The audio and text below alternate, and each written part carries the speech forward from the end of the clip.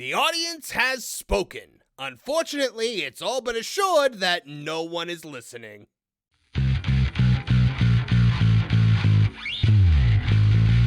Hello, I'm Marvin, and I'm the Movie Monster. Recently, we spoke at length about the true ratings for The Acolyte, the Star Wars series, and they were abysmal. But, funny story, the ratings for Marvel's two recent streaming offerings, Agatha All Along and Echo, along with Amazon's billion-dollar disaster, The Rings of Power, were even worse. Yes, it looks like the viewing audience has definitely stated that it's done with girl boss nonsense and fantasy, sci-fi, and action-adventure properties that are desperate to replace their old audiences. Well, how about that? We're no longer in an era where fans of Marvel or Lord of the Rings are willing to just watch anything and everything associated with the IP because of a love of past projects. That's the mentality that got people to turn out in droves for things like Guardians of the Galaxy, a mostly unknown property that drew people in because it had the Marvel name attached to it and then hooked them on the fan base for that new franchise. Those days are long gone because the trust that fans once had in these franchises is long gone. There's no value in Marvel or Lord of the Rings anymore. Hell, even Rings of Power drew a respectable audience for the beginning of its first season. But once that loyal audience feels betrayed, there's practically no winning them back. One thing I like to talk about on this channel a lot is the difference between subjective and objective. To say that shows like Agatha All Along, Echo, and The Rings of Power were good or bad is a subjective opinion. That means they're neither correct nor incorrect. They're your opinion and you're entitled to it. However, objective truth is something else entirely. That's something quantifiable that someone can point to and say, this is that, and there's no disputing it. And we're going to take a look at some objective truths today on Tooney Town TV. All right, guys, we actually have a kind of a 2-for-1 deal here today. We're talking about Agatha All Along and Echo over at Marvel, but we're also talking about The Rings of Power over at Amazon, the failed Lord of the Rings series. So now, why am I doing it like this? Why, Marv, why not make two videos? Here's the thing.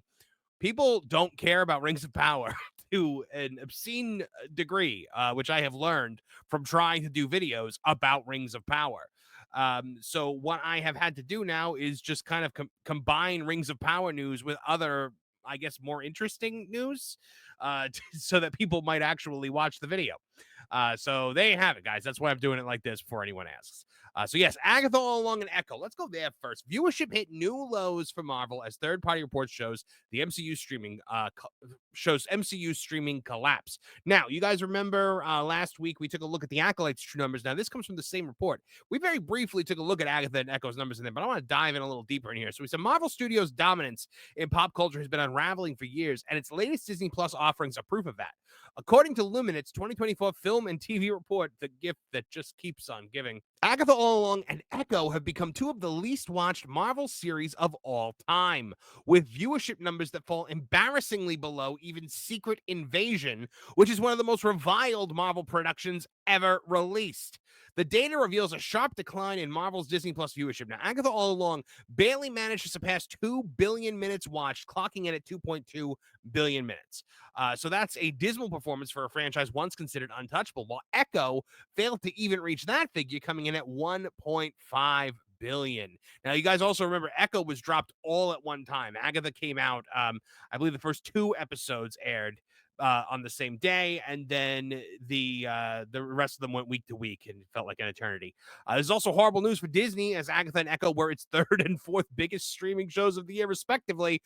First being Percy Jackson and the Olympians, and second being The Acolyte.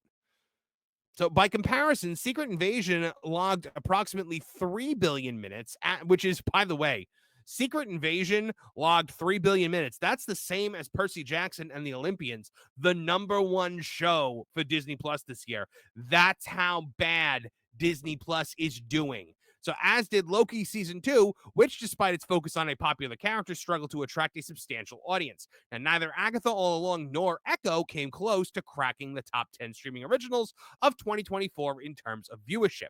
That list, which was dominated by Netflix, Paramount Plus, and Amazon Prime, showed Netflix Love is Blind Season 6 as the lowest ranking entry with 7.38 billion minutes watched. That was the number 10 of the top 10.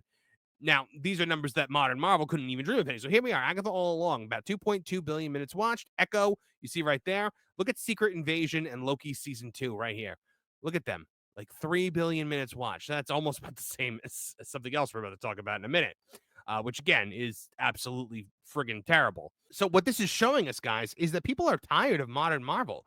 They don't want the msheu, as Gary from Nerdrotic so expertly dubbed it. Kudos to that guy, by the way, because he took a phrase like that and he turned it into modern vernacular. I was trying to start something like that with Galactic Fempire, but I guess it didn't catch on outside of a couple mentions on the pro show.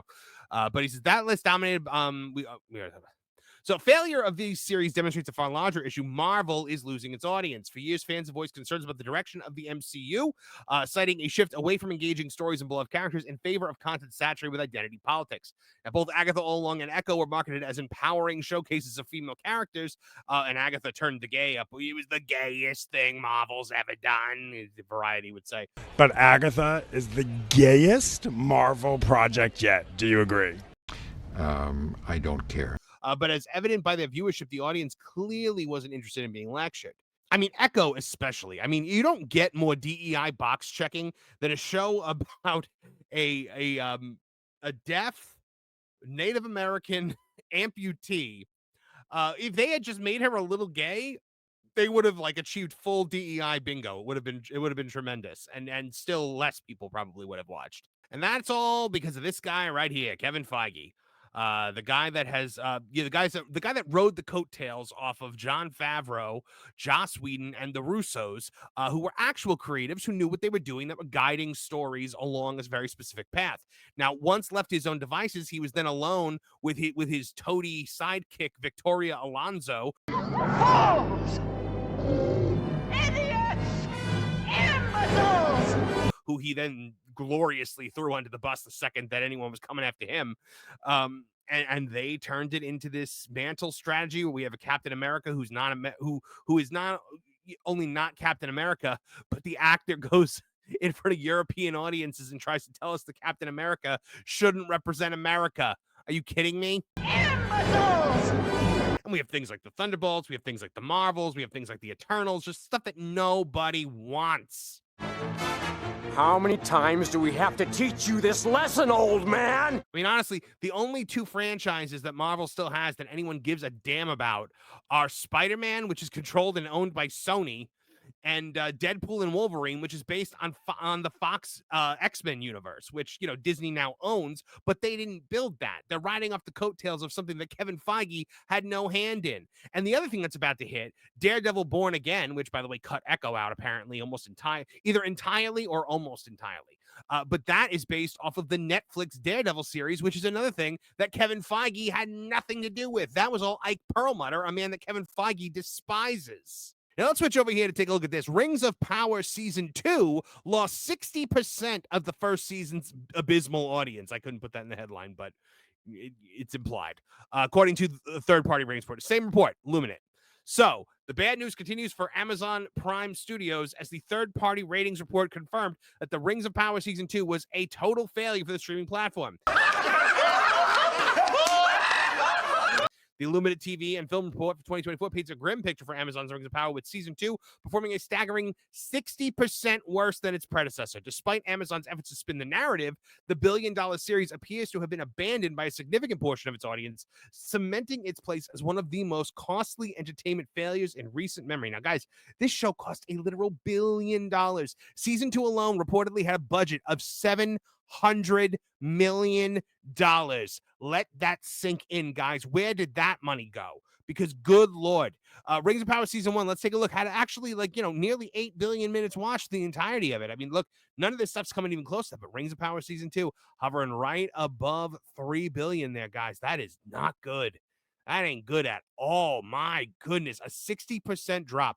60% of the people that watched this, it's not even the people that finished it, because the people that finished the Rings of Power Season 1 was, infinitely less than who started it.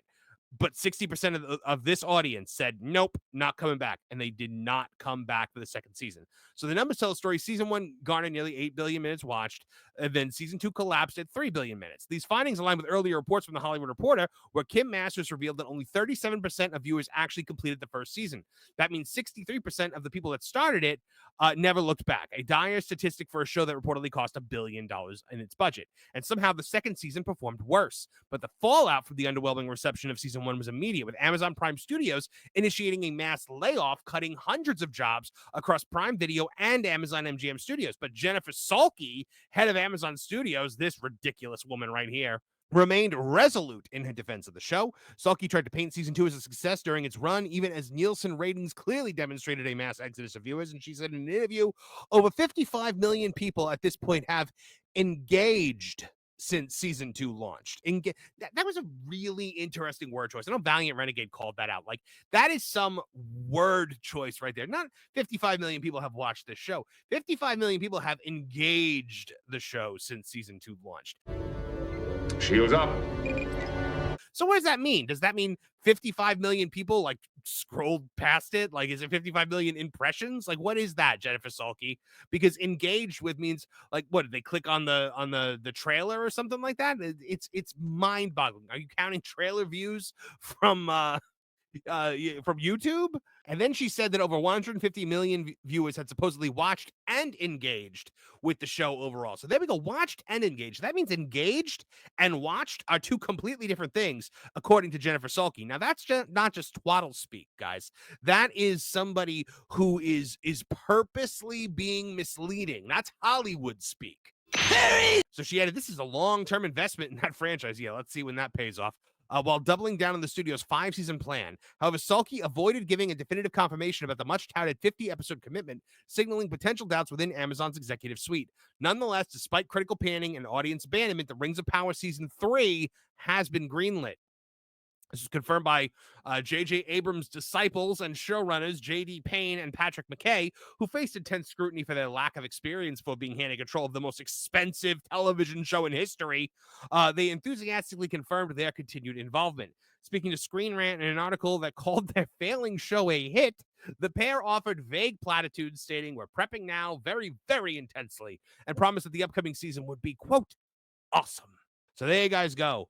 Agatha All Along, Echo, Rings of Power, a mass audience abandonment of girl boss properties, Marvel and Lord of the Rings. Abandon ship! Abandon ship! Properties that, I might add, had very loyal fan bases who were willing to forgive a lot. But the brass over at Disney and Amazon decided that this was not the audience that they wanted. It was too male dominated. Even though Disney had supposedly bought Marvel because they needed more boy brands, they decided to take their boy brands, Marvel and Star Wars, and turn them into girl brands. I guess Amazon also thought that Rings of Power, that the Lord of the Rings was a little too male dominated, because we also had to make that for girls, and we had to just talk about in every interview how diverse everything is and how inclusive it is, and oh my goodness, look at all the diversity going on over here, which is usually studio speak for we got nothing. So what do you guys think? Do you think this is cause for celebration? Do you think the studios are actually going to take a look at this, see how it impacts their bottom line, and make a change? Because Amazon is certainly showing that it's not. Marvel might actually be ready to make a change, but we'll talk about that a little bit in the outro. So I want to hear from you guys. Sound off in the comment section below and let me know. Subjective opinion. Agatha All Along, Echo, and Rings of Power were terrible shows with hacky writing that cared more about virtue signaling and progressive politicking than telling a story that would appease the target audiences of the Marvel and Lord of the Rings franchises. Objective truth. Agatha All Along, Echo, and Rings of Power were all abysmal failures for their respective streaming services and failed to draw a sizable audience, especially when compared to past performance. It's undeniably a mass rejection from an audience that decided that Secret Invasion was more worth sticking around for. Let that sink in for a second. Baby-armed Daenerys Targaryen and Sam Jackson making out with a green alien was more palatable than Agatha and Echo, and Rings of Power saw only a fraction of its audience ever finish the first season, and only a fraction of that fraction returned for the second. But here's the real kicker. Neither Echo nor Agatha have second seasons in the works. I don't know if Agatha ever had season 2 aspirations, but Echo definitely did. And from what I've heard, her role in Daredevil Born Again was either cut down significantly or cut altogether. But Amazon is still moving forward with the Rings of Power Season 3, after the majority of its audience jumped ship between seasons and more fell off as the second offering putted along. This studio, this mindless moron madhouse, is still doing more of it. Fools! All of you! That's because studio head Jennifer Salke, aka Kathleen Kennedy if she was designed by J.J. Abrams, is of the opinion that the show is doing great. Well, I think it's time that someone showed her the difference between subjective opinion and objective facts. Thanks for joining us today, and a special thanks goes out to our Tooneytown TV channel members. You guys are the heart and soul of this channel, and for that we thank you with exclusive content like Crime and Punishment, our true crime podcast hosted by myself and Trish, and our members-only live stream on Mondays at 3 p.m. EST. So if you are not a member of the Tooneytown TV channel, join today. Oh, and make sure you're joining us Thursday nights live at 8 p.m. EST for Tooney Talk TV, our live stream pop culture podcast where you can interact with me directly and make your voices heard as a part of the Tooneytown community. If you liked what you saw here today, please like, share, and subscribe. Click that bell icon to get notified of new videos as they drop. From all of us here at the Tooneytown channels, I'm Marvin the Movie Monster. Now get out of here!